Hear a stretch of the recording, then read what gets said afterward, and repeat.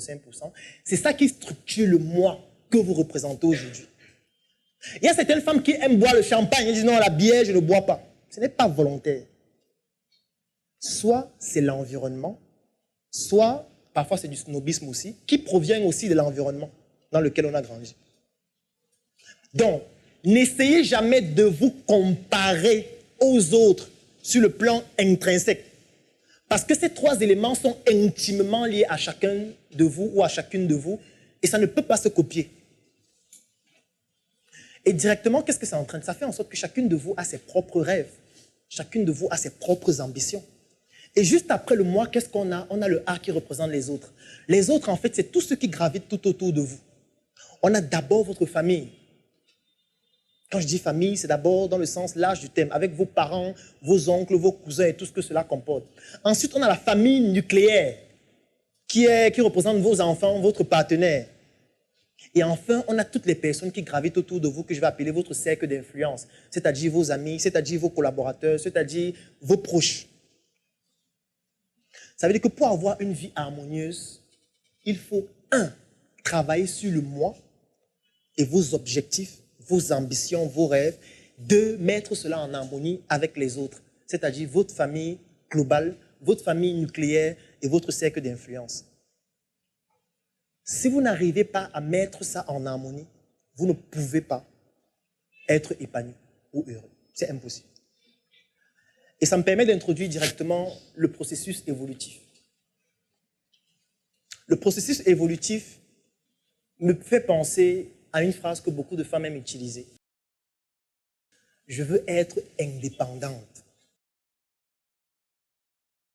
Je ne veux plus dépendre de quelqu'un. Je ne veux plus qu'il me donne son argent et me dicte ce que je dois faire. Je ne veux plus qu'il m'impose des règles à respecter parce qu'il me donne son argent. Je veux être indépendante. C'est trop amusant. La question que je vais vous poser, vous connaissez qui est indépendant? Qui? Vous connaissez quelqu'un dans ce monde qui est indépendant?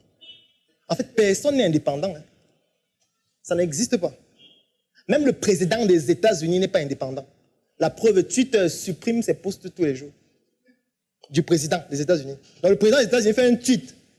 Twitter supprime son tweet du président des États-Unis. Jusqu'à il se plaint sur Facebook. Non, je ne sais pas si vous vous imaginez ce que ça veut dire. C'est un peu comme si au Cameroun, Mugabe fait un post sur Facebook. Vous connaissez Mugabe? Fait un post sur Facebook et puis on supprime son post. Et il va à la télé se plaindre que pourquoi vous supprimez en pause. Ce n'est pas normal. Il faut qu'on restructure la démocratie. Et que même lui n'est pas indépendant. Personne n'est indépendant. Ça n'existe pas. C'est un concept qu'on a créé pour enfumer même les gens, je vais dire. Il faut arrêter de dire que je vais être indépendante. Ça n'arrivera jamais. Et je vais vous expliquer pourquoi ça n'arrivera jamais en vous présentant les étapes du processus évolutif. Alors, la première étape du processus évolutif, c'est la dépendance. C'est-à-dire que chacun de nous dépend forcément de quelqu'un à un moment de sa vie, notamment lorsqu'on est encore tout petit. Et que quand vous êtes tout petit, vous dépendez de vos parents, vous dépendez des personnes qui sont responsables de vous. C'est eux qui payent pour votre école, c'est eux qui vous nourrissent, c'est eux qui vous habillent, vous vivez chez eux. C'est eux qui assument toutes vos charges. Donc vous êtes dépendant d'eux. Ça, c'est la première étape. Après la dépendance, on passe à l'indépendance. En fait, l'indépendance commence même très tôt. Hein. L'indépendance commence à partir de l'âge de 3 ans. Et pour vérifier ça, si vous avez un enfant qui est à partir de 3 ans, faites une expérience. Vous allez vous rendre compte que quand vous partez, par exemple, pour laver l'enfant, il y a certaines tâches qu'il veut faire lui-même. Ça veut dire quoi? Ça veut dire qu'à un moment donné, il veut prendre le gant, se frotter lui-même. Il veut mettre le savon sur sa tête lui-même. Il veut verser l'eau sur lui-même. En fait, il y a certaines tâches qu'il a envie de vouloir faire lui-même. Pourquoi? Parce que depuis qu'il est tout petit, vous faites ça pour lui, donc il était dépendant de vous. Maintenant, à partir d'un certain moment, il s'est dit, mais pourquoi c'est toujours toi qui dois tout faire ça pour moi? Il faut aussi que moi aussi, je fasse moi-même. Et ça va en s'amplifiant jusqu'à arriver à un niveau pic, notamment au niveau de l'indépendance, de l'adolescence, où l'enfant devient fou. L'enfant devient totalement fou. Donc quand il dit fou, c'est émotionnellement. L'enfant veut avoir sa chambre seul. L'enfant veut avoir son téléphone où il cause avec ses amis seul. L'enfant veut sortir la nuit, faire ce qu'il veut seul.